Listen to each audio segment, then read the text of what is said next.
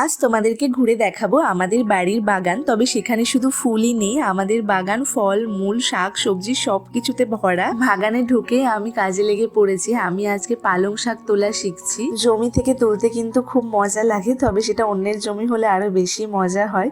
যাই হোক, কাকা কোনটা কোন গাছ সেটা আমাকে বলে দিচ্ছে, আর তার সাথে কোনটা কিভাবে তুলতে হয় সেটাও শিখিয়ে দিচ্ছে। তবে এত কিছু দেখানোর আগে আমার বুনুর বন্ধুটার সাথে তোমাদেরকে আগে আলাপ করিয়ে দিই। এই দেখো, একটা ছোট্ট মিষ্টি কুমড়ো ধরে আছে।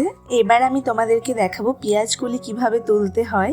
এবার আমরা শীতে প্রচুর বাগানের সবজি খেয়েছি, যেটার স্বাদ ছিল একদম আলাদা আর তার সাথে একদম নির্ভেজাল। আর এই দেখো, এতগুলো বাঁধাকপির মাঝে আমি কি সুন্দর ফুটে উঠেছি, কি ভালো লাগছে দেখতে, কত বাঁধাকপি হয়েছে। আর এইদিকে হয়েছে ওলকপি। ওলকপি খেতে আমার খুব ভালো লাগে। ফুলকপিটাও ঠিকভাবে হয়নি, তাই কিছুই তুলে দেখাতে পারছি না। আর এই ছোট্ট ফুলকপিটা আমি নিজে হাতে করে তুলে, রোদ না পড়ায় অনেকদিন ধরেই আর বাড়ে না।